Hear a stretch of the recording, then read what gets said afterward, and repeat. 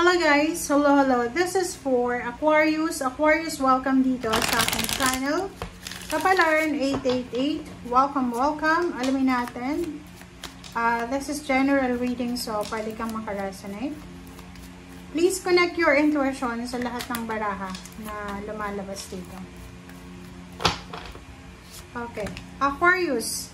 Walking away 27-9 and 37, third chakra, Archangel Chamuel. Wow!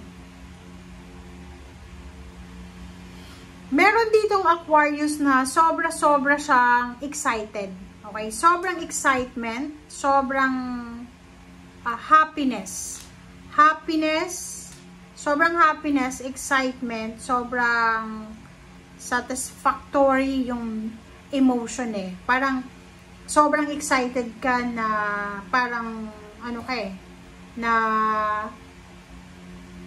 nininervyos sa sobrang excitement. So, September, maybe you're excited for relocation, travel, or international travel, or movement. So, pwedeng magbabakasyon ka, or posibleng may plano kang lumipat ng bahay. Maybe this is, parang relocation,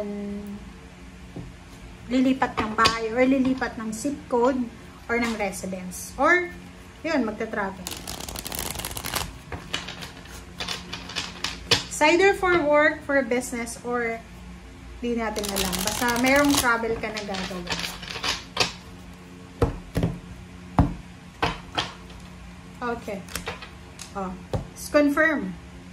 There's a 6 of swords, Aquarius, and Wheel of Fortune. Diba?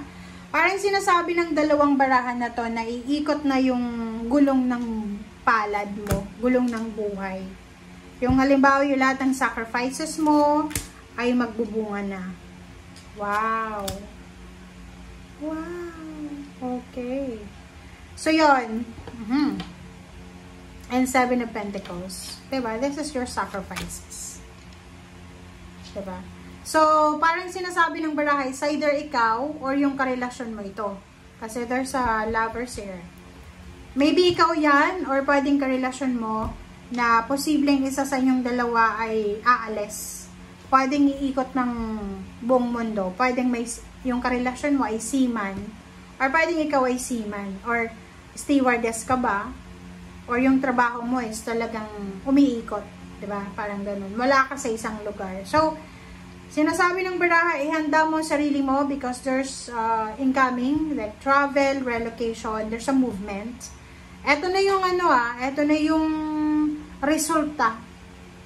Ito na yung outcome ng mga pagpupursige mo sa buhay, ng mga sacrifices mo, ng pag-aasikaso mo ng papeles mo, or maybe this is your relationship, parang ganon. So, magkakaroon ng balance na yung finances mo. Like, dati, di ba, parang nahihirapan kang balansehin. But now, sinasabi ng barahan na yung matagal mo ng pangarap, yung matagal mo ng hinihintay, ay mapapasayo na.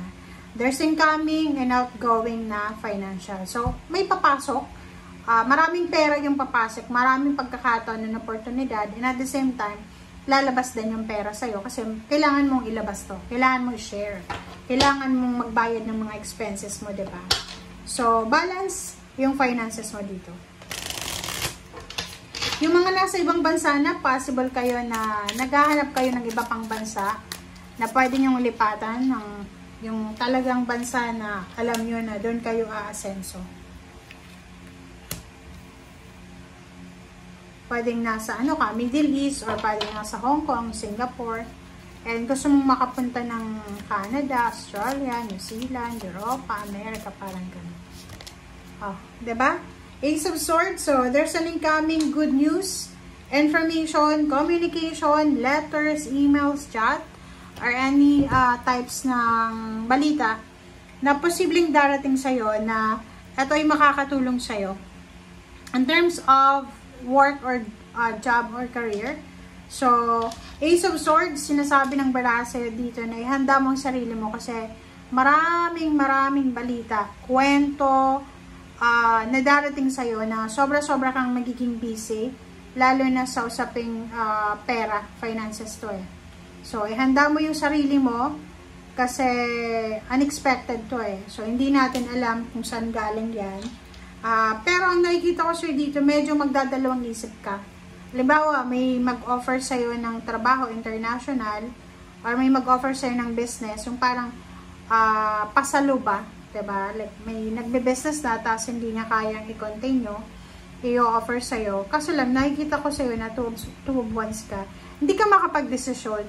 Kumbaga, marami kang choices, maraming pinagpipilian ka kung alin ba dito yung pipiliin mo.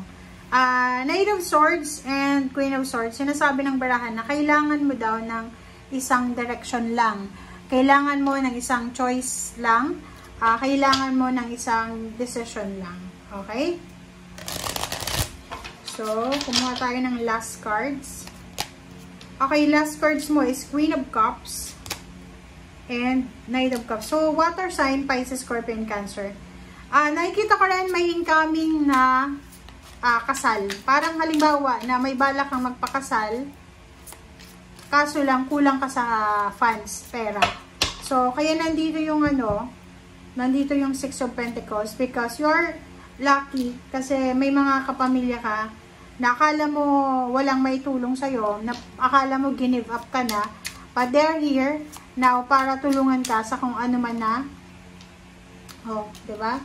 So, halimbawa, yung mga kapamilya mo, nakaaway mo, nakasagutan mo, naka-misunderstanding mo, posibleng maso-surprise ka kasi in times of financial problems ay tutulungan ka nila. Makakaraos ka and ibibigay nila yung talagang para sa inyo. Okay, Knight of Cups. There's a celebration, there's a family celebration, there's a celebration of success, of love, happiness, na posibleng darating talaga sa'yo. Okay, reverse na, Zero the Fool. So, wag mo nang, anong tawag dito, wag mo nang kontrahen kung ano yung mga talagang mangyayari sa ngayon. Kasi ang nakikita ko sa'yo dito, plus may Two of Wands, masyado nating kinokontra kung ano yung sinasabi ng universe eh. Diba? Hangwoman eh. Wag mo nang ihang. Ituloy mo na. Kasi sayang yung opportunities eh. Plus 7 of Pentacles, pinaghirapan mo yun eh. Pinaghirapan mo, sinacrifice mo yung lahat. Parang, ang nakikita natin dito is,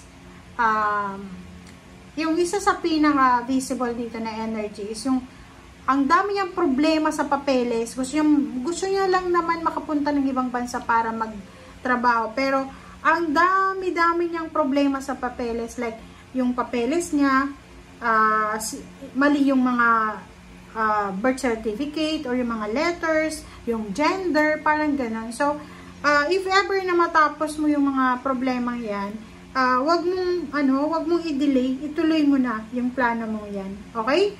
Thank you guys. Bye!